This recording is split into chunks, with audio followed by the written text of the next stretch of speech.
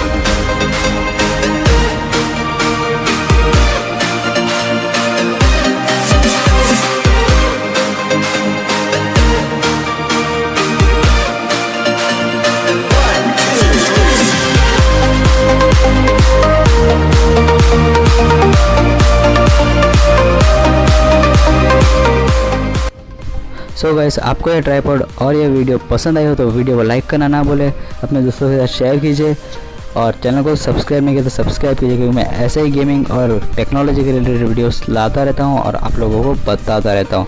मैं आप लोगों से मिलूँगा अपने नेक्स्ट वीडियो में, तब तक के लिए goodbye. Till my shadow turns to sun rays, and